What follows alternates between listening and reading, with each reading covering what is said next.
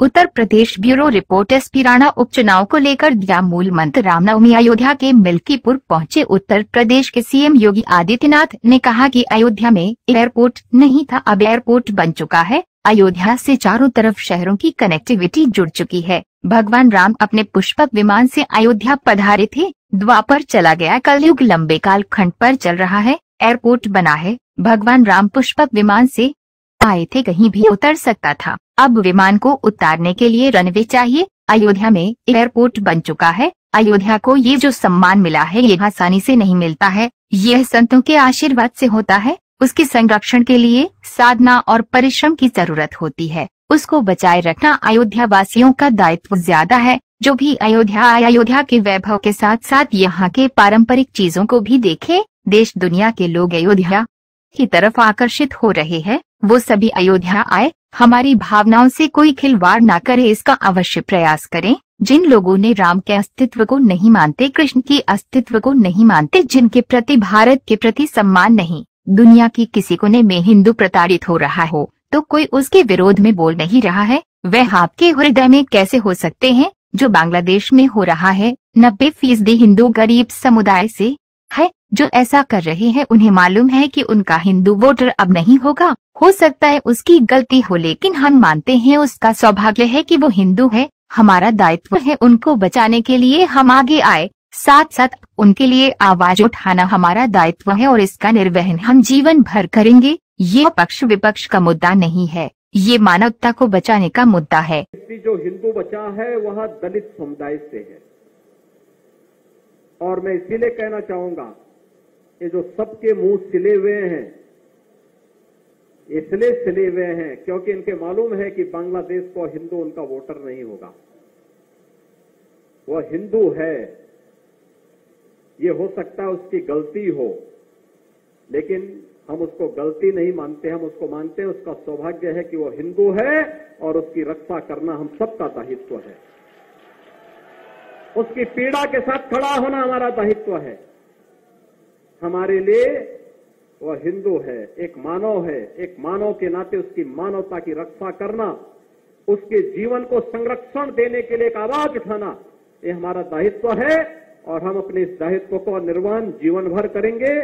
ये किसी भी पक्ष और विपक्ष का मुद्दा नहीं, बल्कि मानवता को बचाने का मुद्दा है। राक्षसी वृत्तियां जब भी धराधाम पर प्रबल होंगी, उनका मुकाबला करने के लिए हमें तैयार होना पड़ेगा। भगवान राम तो अयोध्या के राजकुमार थे। अयोध्या के राजकुमार रहते हुए वे चाहते अयोध्या में राज करते, लेकिन नहीं, एक बार पिता के मुंह से निकल गया, भले ही पिता ने अपने शब्द वापस ले लिए, लेकिन राजा दशरथ उनके पूज्य पिता हैं, पिता के मुंह से जो शब्द निकले हैं उसका पालन होगा, और पालन इसलिए होगा इसी बहाने राक्षसों का अंत हो जाएगा, और उसी का पालन करने के लिए वे निकल पड़े थे।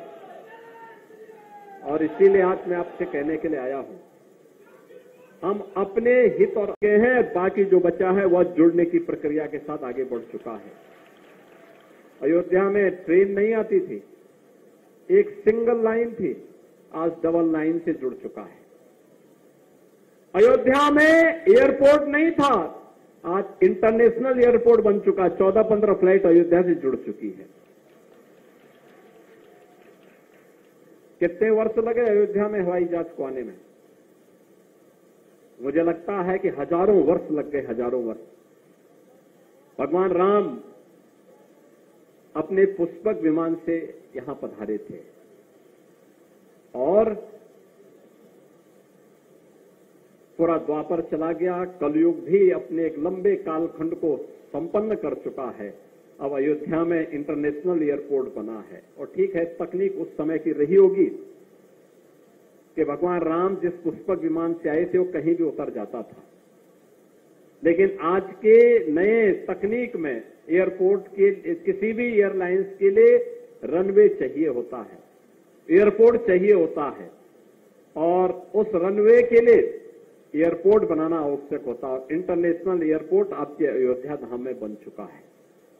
आज अयोध्या को आप देखेंगे, हर व्यक्ति जो अयोध्या 5 वर्ष पहले, 7 वर्ष पहले आया होगा, इस नई अयोध्या को पहचानने में उसको थोड़ा भूल जरूर हो जाएगी।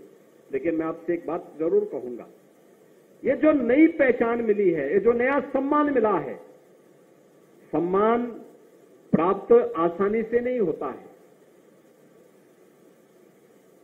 सम्मान आसानी से नहीं मिलता है, और अगर मिलता है देव योग से मिलता है, गुरु कृपा से मिलता है, संतों के आशीर्वाद से मिलता है, तो उसको सजोए रखने के लिए भी उतनी ही परिश्रम और साधना की आवश्यकता पड़ती है, और उसको बचाए रखना यह अयोध्या वासियों का दायित्व ज्यादा है कि हम इस सम्मान को बरकरार रखते हुए अयोध्या की पहचान को देश और दुनिया के सामने इसी मजबूती के साथ स्थापित करने का कार्य करें। जो भी अयोध्या आए, अयोध्या के वैभव के साथ साथ यहाँ की धार्मिक परंपरा, रीति रिवाजों का विभूत होकर के जाए और उसको अंगीकार करते हुए